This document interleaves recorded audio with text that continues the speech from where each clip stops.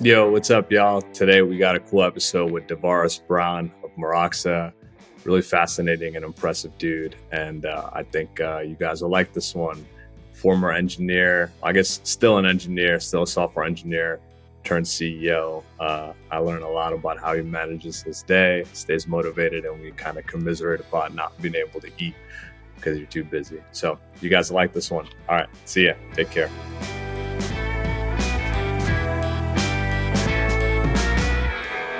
What's up, man? How's it going, DeVaris? Pretty good, man. Tell me about yourself, kind of how you got started in like entrepreneurship, background, how you grew up, all that stuff. I grew up south side of Chicago. My grandmother and grandfather were entrepreneurs themselves. My grandmother, she was an artisan, and so she created clothes and jewelry and furniture and all that type of stuff. My grandfather, he was in the aluminum business. And so I had a very, very early exposure to entrepreneurship, the up and downs of that. But fortunately for me, my mother, she was in the tech industry, and I saw, during the first .com boom, how, interesting and crazy those things are. And I was just like, wow, I gotta take a part of this some way, shape, or form, because people are just going crazy with ideas. And I mean, it was just very, very exciting. So for me, just being able to be exposed to just higher forms of entrepreneurship early was super, super helpful. So I knew at some point in time that I will always be, doing this as a founder in some way, shape, or form.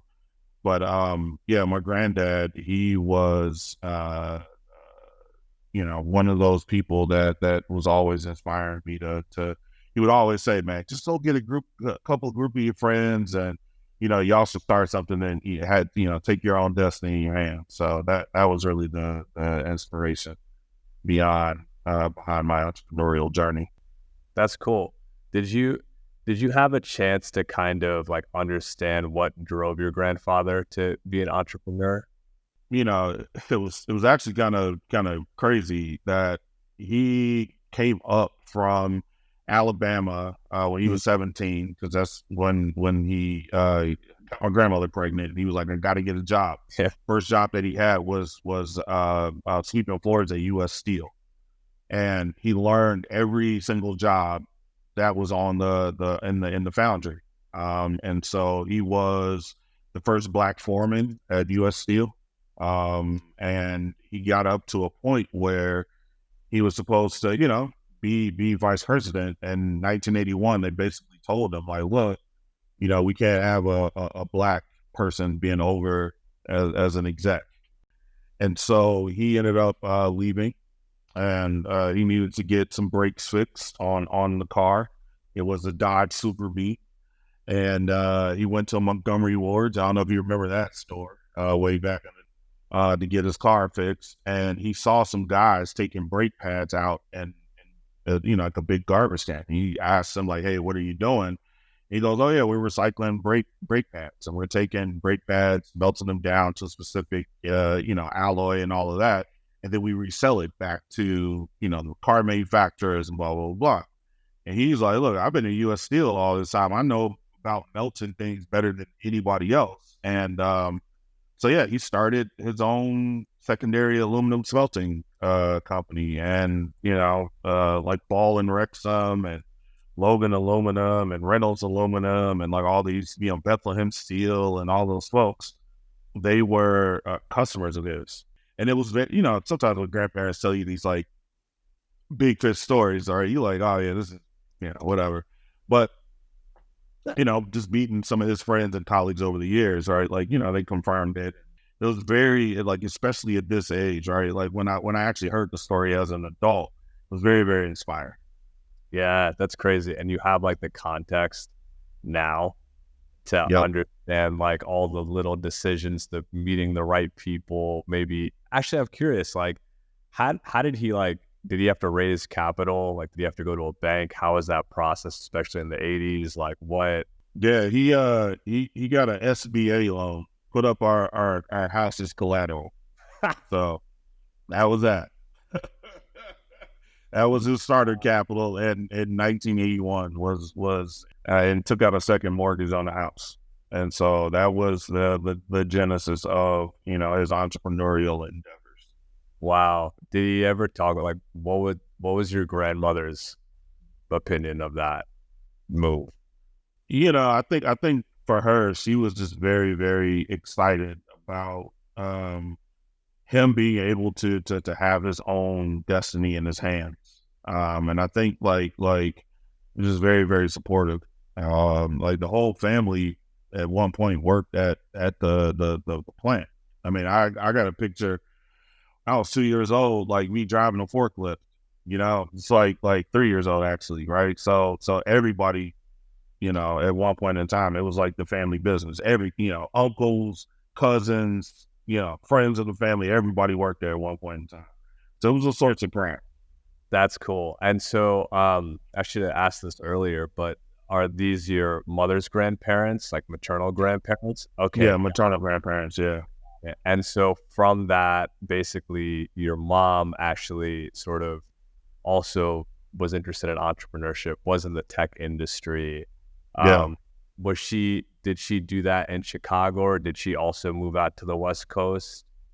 Now everybody was in Chicago. And she well, clarification, I have two moms. So I was Modern Family before it was a TV show. So my mom's partner is the one that was in the tech industry, and she wasn't necessarily involved in entrepreneurship. Gotcha. She studied criminology, and she was a QA tester and led QA teams. And it was just so happened that she got a job at a they called it a startup, but it's essentially like a consultancy back then. But they were building software for other startups. So one of them was visibility.com.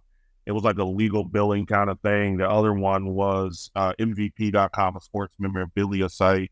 And so, yeah, I was very, very, very young, interfacing with, coming to work with her, and talking to founders and things like that, the people that she was working with to get their things out. I mean, they're 18, 19, 20 years old, and I'm, 14, 13, 14, 15. All right. And like being able to see that every day and just, being able to see the ups and downs with that, it was just always cool. Yeah, that's so cool. Okay. So you got kind of grandparents on one side, then mom on the other, that sort of showed you that this is possible to kind of be in this game and have a lot of success at an early age. Your background, like, did you kind of grow up having like small things that you started? Did you have like the classic lemonade stand, or were you like a good student, like kind of scholar athlete, or like, what's your background? Yeah, I mean, I was all the above, man. I was in band. I had an uncle that was in a punk band early, like in the 80s and 90s, and then we were really into skating and BMX and stuff like that. So I used to charge kids to we built the half pipe in my backyard. So I used to charge kids to come and skate and stuff like that, man. So I've always been on the hustle side of things. And for me, it's just, when I was the first kid with internet on the block because, my mom needed it for her job, right? And so, man, I was the first kid that had internet. So I would charge kids to come over and use the internet. I was burning CDs. I had my own, I was going on, bulletin boards and downloading stuff and, selling those things. Right. Like, how it goes, man. And so I was like always that dude. And then, my mom was, played sports and all that type of stuff. But my mom was always like, you gotta make sure that you have, a few things going on at the same time, because you just never know when one of those things can tip over. And so I learned how to DJ, cut hair. So when I got to college, I was like, I had the academic knowledge and all of that. And then I had, kind of the hustle too. So it was just, for me, it was just like a natural evolution. That's cool. Okay. What do you think sort of made you interested in like all those things? I think for me, all of the computer stuff, right, was just seeing the startup industry at its nascent back then, right? And so seeing kids that were not very much older than me having the ability to go do these things is like, yeah, I taught myself how to program after that, right? And like just poured myself into, making video games and doing anything on the web. Then, DJing, cutting hair, all that type of stuff. Like, I had friends that did that. And so just being able to just be in that circle and be exposed to those things, I think that was really the biggest thing for me, right? And helping, doing those things. So I for me, having the friends, having people around me that were also involved, it's really, really kind of like, having a bunch of founders around you now that you can commiserate with, right? And so, that's something that's super important is like, that's one thing a lot of folks don't talk about, like when you're building startups is that, especially as a founder, it's super lonely. So you really, really, really have to go find a community of people to commiserate with, because you just don't, sometimes you feel that you're the only one dealing with this type of stuff, Yeah, no, I get it. It's like, what about it feels lonely? Sometimes you have to make decisions, or sometimes you're not like, even though I come from an entrepreneurial family, there's levels to it, and it's kind of like the things that they've dealt with, they might not have the most exposure to. Yes. And so that was, just one of the tough things that I had to deal with. I would say like during this journey, you can talk to, I got a therapist, I got an executive coach, we got a board, right? Like that type of stuff. But sometimes you just need to, are you going through this right now? Like, does this seem real? Yes, totally. No, I know. I mean, hiring, firing, making investments in the business, burn rate, stuff like that. You sort of are like, it would be nice to have somebody to talk to, but everybody around the business has some set of incentives that are driving them that may kind of color the perspective, as do we, right, as founders. Yep. Well, yeah, it's super interesting. Do you feel like you have a good network of founders? I mean, you're based in the Bay Area, so I'm sure you've met a lot of cool people doing the same thing, right? Yeah, definitely. And I also, I'm in YPO, which is a good founder group. And then, then I got like a Black founder group that I'm in as well, with, kind of up and coming Black founders and things, and we can talk about things, from that lens and that perspective, right? And so for me, it's just important to have a good amount of coverage. And then, all of the companies, I mean, the VC firms, they also have communities, right? And so, being able to talk with people that are like in the industry or the particular subfield that I'm in, that's something that's super important. Talk to us about your company, how you got started, how you sort of determined the need. Let's go there. So the company Meroxa started that because while my co-founder and I, we were at Heroku, and building the world's best platform as a services for web applications, and we just kept getting questions about the data ecosystem, right? Like, when is it going to be easy for us to just provision data components as easily as it is to provision web applications? And we tried to do something internally, but it just didn't work out. And so then we started our own thing, and we really just kind of sat down and said, if we can build an end-to-end solution that allows people to ingest, process or transform, and then kind of orchestrate data in real time, what would it look like? And really what we came up with was like, we should really do this with code, because look, there's a tenth of the number of qualified data engineers out there than there are software engineers. So why not empowering the software engineers, right? And make that a easier thing. So yeah, that's our whole thing. Which is like, let me make it easy for people to move data with code, and get them an easy on-ramp to this real-time universe that they're going to want to participate in, because their customers are asking this thing, for this stuff now. And they're asking for those types of experiences, right? Like when you go to Uber, do you want to wait 10 minutes to get drivers? Like, absolutely not. You want to know now where the drivers are. Same thing with DoorDash. Same thing with Netflix, right? But you got to realize all these people have big data departments, and they built some of the software that most people leverage. And it's like, not everybody has that luxury. And not everybody has the luxury to play Frankenstein with off-the-shelf components, right? Like kind of cobbling this stuff together. And so how do we just make it easy for people to do? And that was really the genesis of what we did with Meroxa. Who do you guys sell into? Do you guys try to sell into like individual like data teams of like mid-sized companies, or what's sort of the target? Our target really is enterprises, because, we can, like I said, we can turn your entire software engineering organization into a data engineering, or give them data engineering superpowers. And I think that's really the biggest value proposition, is that, look, to get things up and going, it takes weeks and months and, all this complexity and all that type of stuff. And it's like, those weeks and months are costing time and dollar and attention. And so if we can, level the playing field, it'll be a bright future for us and for our customers. So you might be under disclosure agreements, but what are some of your customers? One of our largest customers today is the Department of Defense, right? And so we got Air Force, Space Force, NASA as well, some of those folks out there. And we're just helping them, track data in real time with things all over the place. And that's really the biggest, the best use case that we have. And so do you guys have to kind of put like an implementation team on the ground, like to kind of onboard some of these customers, or it's all done through the cloud?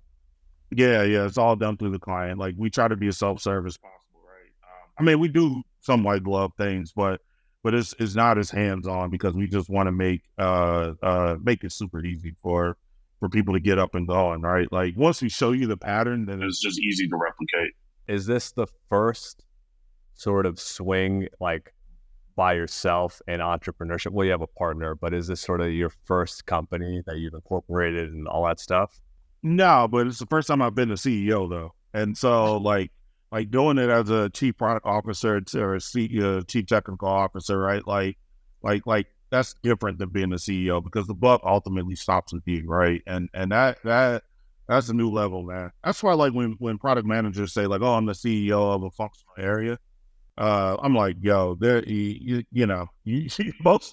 PMs that I know don't understand budgets, right? Like, you don't have to deal with managing people. That's really the biggest variable all the time. Like, yes, you can influence people, but you aren't really managing them, right? And that's a different thing. And so, yeah, man, this is a whole new level. And this is even though I've started companies and been a co-founder before, this is something completely different. What's something that's surprised you about being CEO relative to your expectations?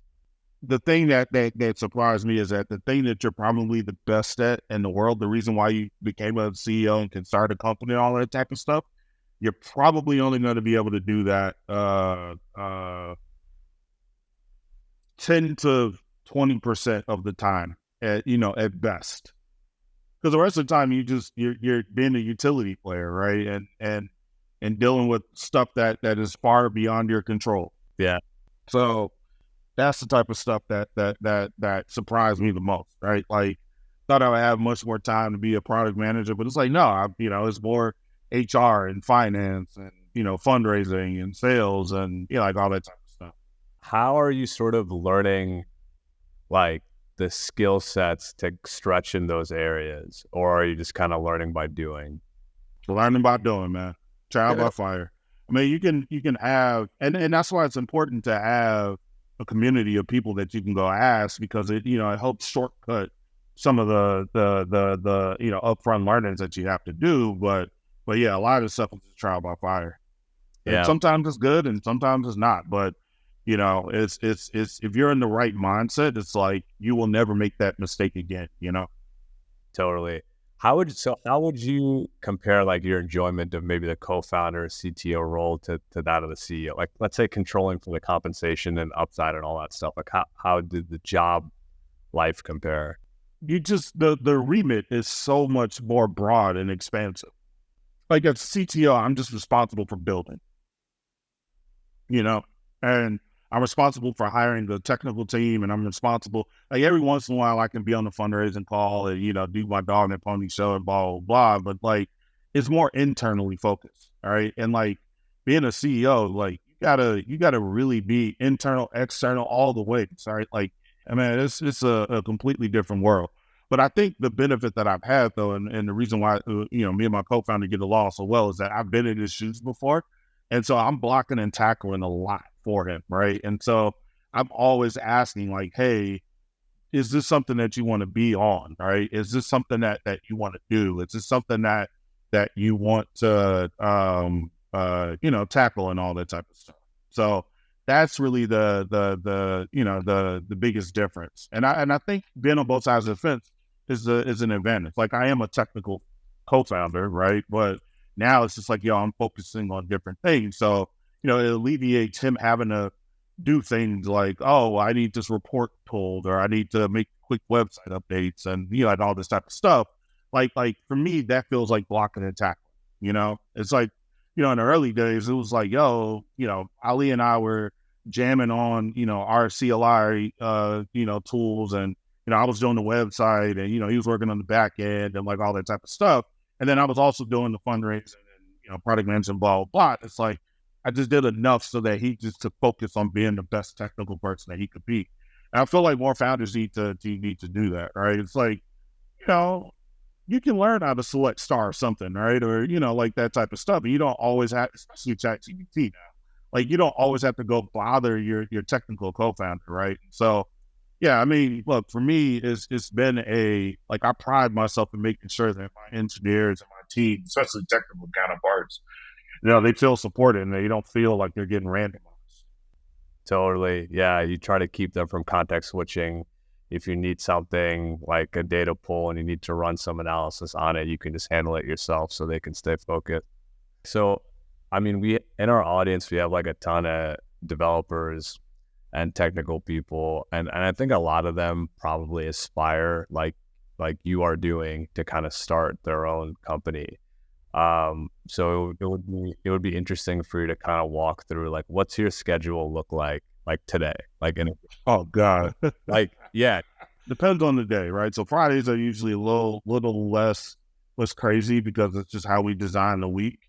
It's one of those things where most of the days I try to have, status meetings, but I try not to do more than 90-minute blocks at a time where I'm meeting. Right. So I do 90-minute blocks and I have like an hour, 90 minutes in an hour. And then in the afternoon, I try to like have working time. Unfortunately, that ends up not always, working out the best, especially on Mondays where it's like, I got to meet with all of my direct reports and like that type of stuff. And then, once I get through the meeting days, it's like time for deep work. So it's time for things I got to think about and, all of that type of stuff. And then if I'm, basically doing founder-led sales, you got pretty much all day, every day where you're trying to, talk to people and get insights and get conversions and things like that, right?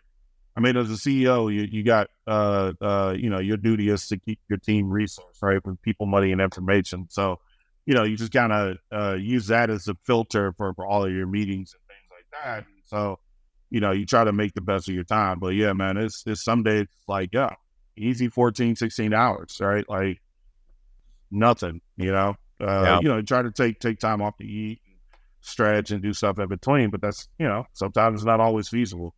I mean, that's the thing where it's like the thing that people never talk about like publicly is founder stamina, right? And this is tough, man. It's like the toughest thing, because look, if you're working a bigger job at a company, there's always somebody else that can come pick this up, Right?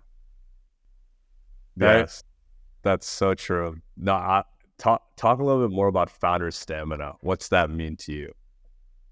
I think founder stamina just means like just having the mental fortitude to weather out or go through these long days. Yes, not get sick, not get COVID. Man, all types of stuff, man.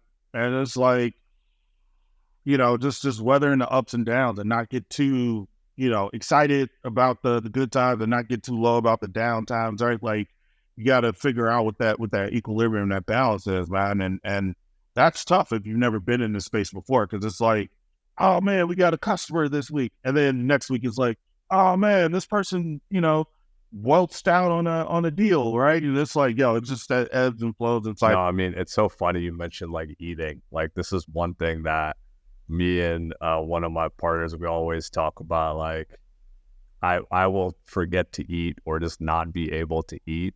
You know, you yep, wake up, like you start with a cup of coffee and then it's like 4 p.m. before you have your first meal. And you're like, I promised myself this would never happen again. And yet it's happening every day. So I haven't cracked the code on that. I don't know. I probably just have to have meals like given to me. So I force myself to eat. yep, exactly. I mean, I tried everything, man. It's setting calendar invites or, this, that, and the third. Like, you try to do the best. You have the best of intentions, but look, man, at the end of the day, it's like, I don't know if you feel this way, but like sometimes when you take time for yourself or you take time for things that are not related to the business, I start feeling guilty. Same. It's like, I could be doing X, Y, Z. I could be doing this. I could be doing that, right? Like that's why even eating, right? Or going to the gym or shit, sleeping, Yes. it's like, I try to get as much hours as possible, but, sometimes it's just tough, man. And you have these narratives of like, oh man, you gotta, you sleep when you're dead or you gotta grind and, and all this stuff. And it's like, no, that's not the healthiest thing. Because the reality of it is if you're not healthy, the business isn't going to be healthy either. I've definitely found that like I will feel guilty if I don't work, such that if I'm stressed about something, even if I'm on like vacation or like I'm at a wedding or something, I still have to like pull out my laptop and just like do it. There's no, because that's going to make me feel less worse, even if I'm being rude, and I just got to get it done. And I've sort of understood that about myself, I, but the one thing I have not figured, like, I figured out the sleep thing, which is I try to get as much sleep as possible. That is one thing. Like, I just established those bounds. But the eating in the gym, I'm probably not as good as that as I can be. That's for right. sure. Yep. I mean, that's just, and the thing is like we gotta talk about these things as founders, right? And there's not a lot of Medium posts that talk about this stuff, or like think pieces that talk about this side of the business, man. It's tough. It's really, really, really tough. Yeah, totally. But I think, I take some solace in the fact that like Jeff Bezos didn't get jacked until he quit Amazon. Like, you know what I mean? Like he just did it. He just was like, I'm building this company and like later I'm going to get jacked, and it worked out for him. Now, so we may be so lucky, but like, I think that's just a reality that we have to accept maybe about this life, Yeah. I don't know, man. It's a, we probably have to do a lot better, but at least like having the energy and the physical health to tackle this problem, like that's something that we have to be better about. But, a lot of folks just don't talk about these things. Like, founders I know got COVID multiple times and, dealing with all types of health issues that pop up because of stress. Like you don't understand what stress does to your body, right? Like it's absolutely insane. Totally. No, I have like one of my best friends, actually, he's a software engineer for like a big company. And, he'll be in the middle of the day sending in like our Signal chat. He'll be like, hey guys, I'm going to go get my car waxed. Anybody busy? And it'll be like 11 a.m. And I'm just like looking at this and I'm like, this, it's good living, man. It's a good living. And what's funny is like, I'm like, if I didn't see that, I probably wouldn't be as angry at like what, like the next 20 hours worth of work on a Friday in my cycle, like the rest of Friday and then half of Saturday that I have to do. Yeah. Okay. I don't even have time to eat. Like this man is waxing his car right now. So, I mean, it highlights the importance of organizations like YPO and different like founding sort of communities, I think, for sure. Yeah, absolutely. What are a couple of things that you wish, or that now, that you wish you knew starting your current company? Focus on distribution earlier. Okay. Like the thing that I am the best at in the world is building, but and focusing on product because that's just my wheelhouse. but like definitely have to understand like how to sell the thing and distribute it, right? And the earlier that you focus on that and you know, get clear signals, the better. And that even helps you in fundraising too, right? Because, you know, everybody's like, okay, cool, I get it. You know, I get how this product will solve the problem, but how do you, you know, put this in the hands of people cheaply and in mass? All right. Like if you can answer that earlier, I think that that's something that is, you know, focus on distribution is the thing, because that's really the advantage that, you know, most successful companies have, right? Like they know exactly who they're selling to and how to get your wares into those, you know, people's hands.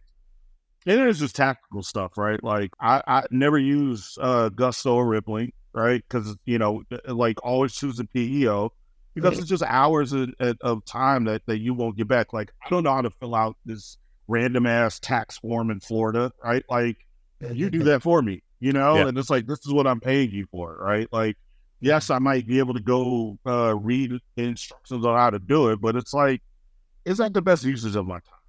You know? Yeah. Absolutely not. The other thing is make sure that, you know, as you raise money in subsequent rounds, put them in different bank accounts. As we have all seen with the SVB and the FRB collapse and like all that type of stuff, you need to understand cash management and treasury, you know, and it's like design your cash kind of withdrawals or, you know, kind of cash story based off of where you're at as a company. So if you raise seed, you know, you want to throw it in, you know, in the Mercury account or whatever it is, because it's like, all right, well, cool. I can, you know, resource this well, you know, hire against this, use these kind of things, like having a budget, you know, earlier on, you know, not just spending like crazy just because you can. It's like, no, like I know who I'm going to hire, how much money I need to have for them, right? Like, you know, whatever employees that you have, just add 15% to their salary because it's just, you know, whatever it is, right? And model that out. And then that way you just take the extra cash and you move it over into a treasury account, right? And so, you know, having a you know, big brick and mortar bank that, you know, is never going to go anywhere. And then like one of these startup banks, like just use that, right? And like, you know, that's the type of stuff, like being good about cash management, I think was, you know, we did it early, but and so we were able to kind of mitigate against all of that stuff. But man, it was, you know, those are the types of things that you learn. So choose a PEO, and, you know, worry about, you know, figure out a cash management strategy. So the other part of that is like, look, you can actually make money while it's just sitting there, you know, Yes. and if you get one of these high yield accounts from some of these places, like, you know, things are okay. Always ask for discounts and deferrals. Like you don't have to pay your bills on time. Always do net 30. And then for all of your vendors, right, like especially legal and all that type of stuff, right, just ask for deferrals, you know, and that type of thing. I also say, like, if you know that this is going to be a good business, hire a lawyer early. Hey. Thing that we've kind of screwed up on is like we use one of those like SaaS start your business kind of things. Yes.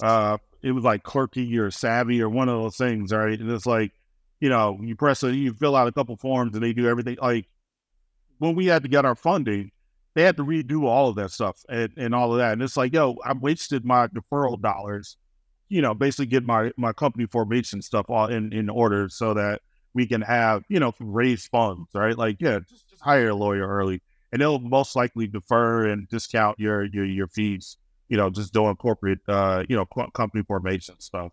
So What's like your heuristics to determine if a lawyer is worth hiring or not? what for a lawyer? I mean, have they done it before? And this is also stuff that you can talk with other founders, right? Like founders that give you the real about anybody and everything. Yeah. You know, if you ask the other founder, who do you use? Do you like them? Have you had, you know, here's what I'm thinking about. And the other thing about lawyers and even bankers and like all other stuff, it's down to the person sometimes. Yes. And so you might have a different experience. Like, oh, I go with this big law firm. I might have a bad experience with this particular partner, but you know, there's other partners at that firm. Same thing goes with VC too, right? Like, yeah, you know, people have had crappy experiences with this VC partner, but yo, this is a great firm, so there's other partners that you can deal with, you know? Totally. What's been the experience like in raising money? Has your background, race, do you feel like that has affected anything in the venture capital space? No.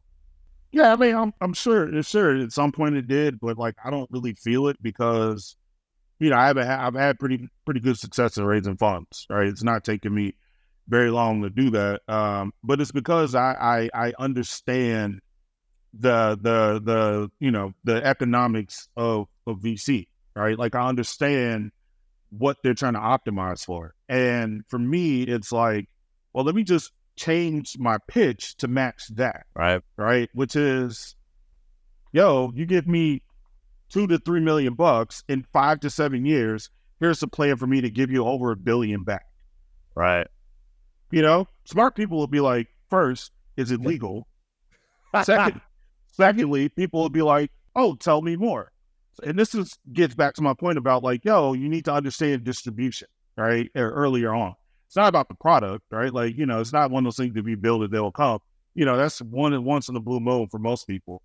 But the people who understand distribution and their, ICPs and personas, they can plot out a plan that's like, okay, well, here's how we're going to get the first 10 to 20 million. This is how we're going to get, first million. Here's how we're going to get the 10 million. Here's how we're going to get 100 million, right? And here are the resources that we need.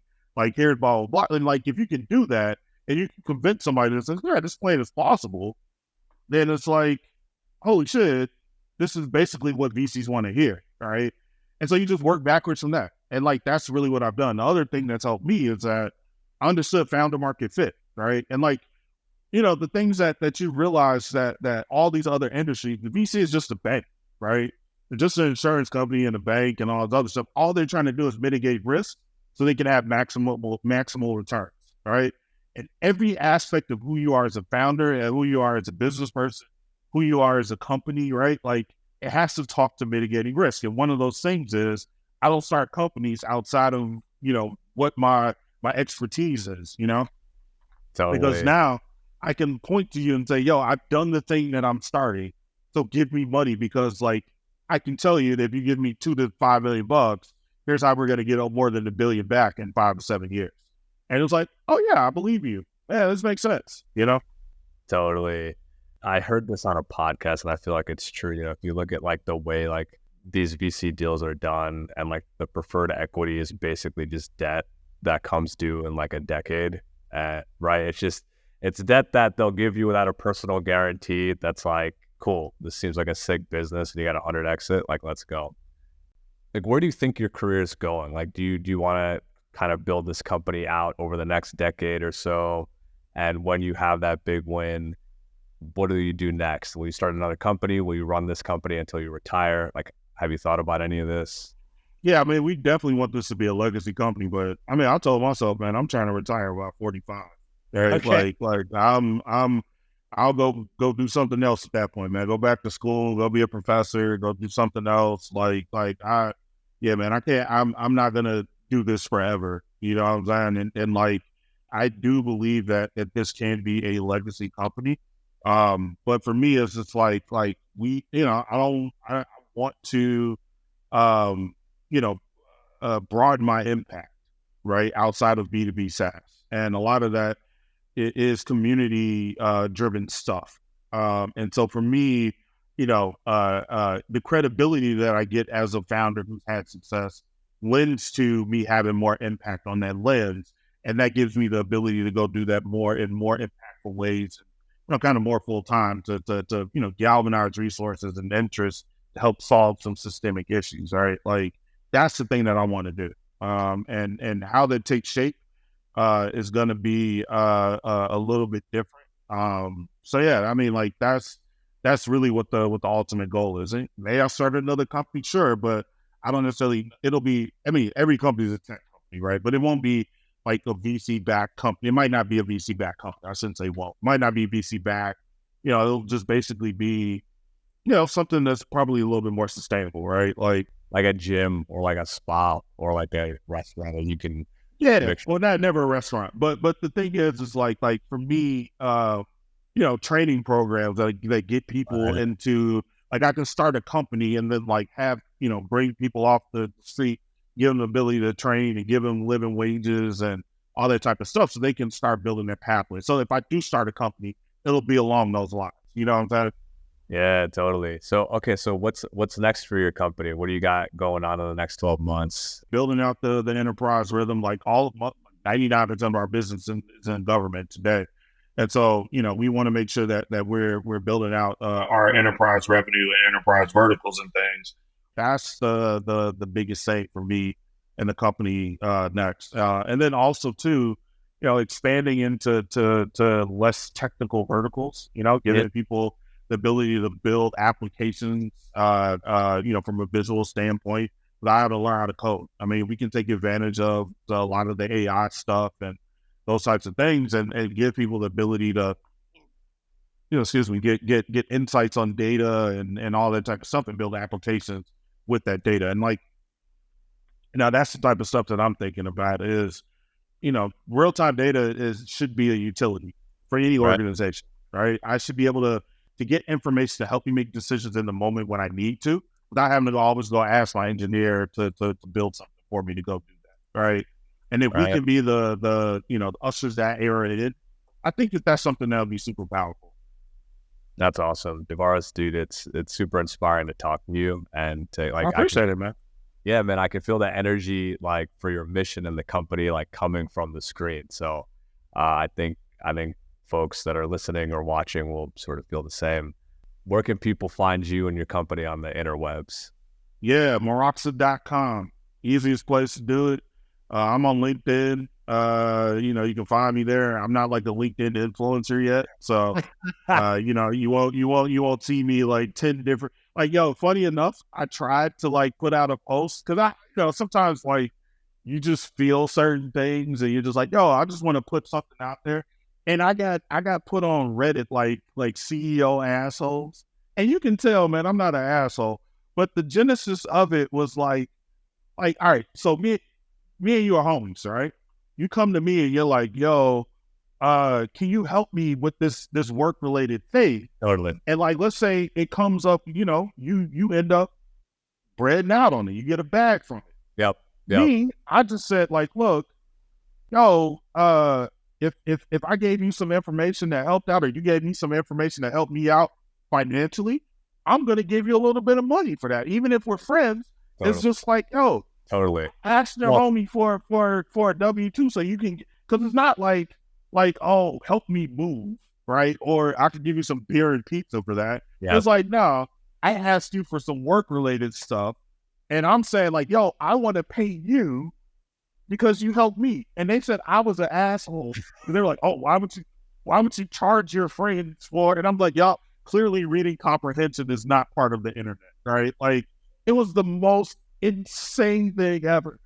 But fortunately for me, I had a whole bunch of friends that were like, DeVaris is like one of the most, like, the thing that I do is that, I have, friends in every industry and like every bit of, specialties and expertise.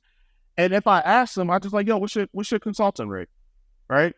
I'll pay you for your time, because the other part of it is I need your expertise. Yes. And I need it in a certain amount of time. So I don't need you to be like, I'll get to it next week. Yes. Nah, bruh. Or sis, let me get this right now. Yeah. Let me do it like an official business so you know how serious it is, right? Like, I don't understand what paying people for their time makes me a CEO asshole. You know what I'm saying? Like that was the wildest thing, man. So I appreciate you saying that, because I'm like, oh man, we got to start normalizing, like, valuing people for their expertise. 100%. Yes. Normalize like capitalism and free. Yeah. Yes. That's crazy. Well, Reddit is like an echo chamber of people. Like, I think so. It's funny. Any topic on Reddit, people criticize it. It could be like the sickest car, a bike, a UFC fighter. I mean, even you go to the Joe Rogan like subreddit and people are shitting on Joe Rogan, just as an example, but they're in the Joe Rogan subreddit. So you're just like, why are you listening to this man's shit? You don't have to. And then commenting exactly like, oh, this guy's an asshole. He's, this. You're like, okay, that's an interesting use of time. So That is, But yeah, you can find me on LinkedIn. That was the point, all of that. Yeah. You can find me on LinkedIn. I used to be on Twitter, now formerly known as Twitter, but X, like that type of stuff. But I'm not one of those online guys, man. So but LinkedIn is where I'm at. But the main thing is Meroxa.com. If you go there, you can learn all the things you need to know about real time. Dude, the internet would benefit from you being more of a internet person. So hear that. I appreciate that, man. I appreciate it. That was the other reason why I'm not. I'm like, do I really have anything to add to the conversation? You know what I'm saying? Like that's the thing. Of course you do, but I definitely feel the same way. I mean, I feel the same way every time I log into this to like do a podcast. I'm like, this is the fucking internet need another fucking podcast. Just talking shit. Like, I don't know. But then, like, even if there's like 5 people who are like, that was sick. Like, I appreciated that you asked that question. That was a cool answer. That was valuable. To me, that's like, okay, that's like an hour well spent. Like, that's good. Yeah. So yeah, I appreciate that, man. Yeah. Appreciate that perspective. For sure. All right, man. Well, thank you so much, dude. No problem. Thank you for the time and opportunity. Thanks for listening to the Frontier Podcast powered by Gun.io. We drop 2 episodes per week, so if you like this episode, be sure to subscribe on your platform of choice and come hang out with us again next week and bring all your internet friends. If you have questions or recommendations, just shoot us a Twitter DM at The Frontier Pod, and we'll see you next week.